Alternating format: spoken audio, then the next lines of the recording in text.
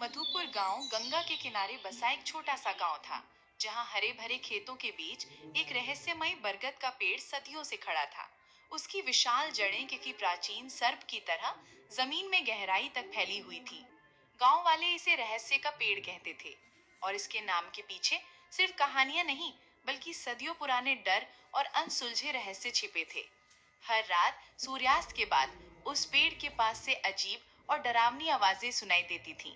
कुछ का मानना था कि पेड़ के नीचे प्राचीन काल का एक अतुलनीय खजाना छिपा है, जिसे सिर्फ भाग्यशाली और पवित्र हृदय वाले ही पा सकते हैं। जबकि कुछ का मानना था कि वहां बुरी आत्माएं और भटकती प्रेतात्माएं वास करती हैं, जो किसी भी राहगीर को अपने मायावी जाल में फंसाकर हमेशा के लिए कैद कर सकती हैं। इसी गहरे डर के कारण सूर्यास्त के बाद कोई भी उस पेड़ के पास जाने की हिम्मत नहीं करता था, और दिन में भी लोग एक निश्चित दूरी बनाए रखते थे, जैसे पेड़ के चारों ओर एक अदृश्य अभेद्य घेरा हो। इसी गांव में रहता था रामू, एक गरीब किसान। उसकी छोटी सी झोपड़ी थी, जिसकी टूटी हुई छत बारिश में टपकती थी और जिसकी दीवारें मिट्टी और गोबर से बनी थी। वो अपने सूखे खेतों में दिन रात एक कर मेहनत करता था। सुबह सूरज उगने से पहले उठकर और रात ढलने के बाद थककर सोता था। लेकिन प्रकृति के क्रूर मार और भाग्य की निरंतर परीक्षा ने उसे कभी चैन से नहीं जीने दिया। उसका एक दोस्त था, शेखर, जो हमेशा जल्दी अमीर बनने के सपने देखता था और अक्सर हवाई किले बनाता रहता था। उसकी बातों में अक्सर लालच की चमक और जल्दबाजी की धुन होती थी। वो हमेशा आसान रास्तों की तलाश में रहता था, भले ही उसके लिए दूसरों को नुकसान पहुंचाना पड़े।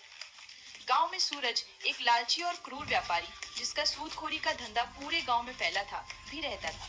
सूरज किसी भी कीमत पर लोगों की जमीनें हथियाने और उन्हें अपने अधीन रखने को तैयार रहता था। और फिर थी कलावती, एक बुजुर्ग रहस्यमयी महिला जो गांव के बाहर एक टूटे फूटे घर में रहती थी।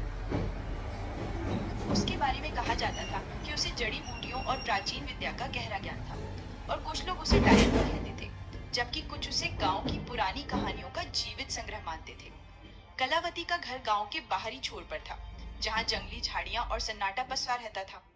लोग उससे डरते भी थे, उसकी रहस्यमयी शक्तियों और उसकी अजीबोगरीब हरकतों के कारण, और जरूरत पड़ने पर उसके पास जाते भी थे, अपनी समस्याओं का हल ढूंढने या भविष्य जानने के लिए। रामू की जिंदगी मुश्किलों से भरी थी। लगातार 2 साल से सूखे की चपेट में उसके खेत बंजर हो रहे थे। जमीन सूखकर दरारें पड़ने लगी थीं, और वो सूरज का बड़ा कर्ज चुकाने में असमर्थ था। सूरज का कर्ज बढ़ता जा रहा था, और उसकी आंखों में रामू की जमीन हथियाने की चमक साफ दिख रही थी, जैसे वो एक भूखा भेड़िया हो जो अपने शिकार का इंतजार कर रहा हो। एक सुबह जब रामू अपने खेत में निराश बैठा था, सूरज अपने कुछ लठैतों के साथ वहां आया। उसकी चाल में घमंड और आंखों में क्रूरता थी, जैसे वो अपने शिकार पर टूट पड़ने को तैयार हो। रामू, कब तक इस बंजर जमीन को सींचेगा? देख रहा हूँ तेरी मेहनत भी अब पानी मांग रही है और तेरे हाथ की लकीरें भी सूख गई हैं। इसे मुझे बेच दे। मैं तुझे तेरी औकात से भी ज्यादा पैसे दूंगा, ताकि तू अपनी झोपड़ी तो बचा सके और अपने परिवार को 2 वक्त की रोटी खिला सके। वैसे भी तेरा खेत अब किसी काम का नहीं।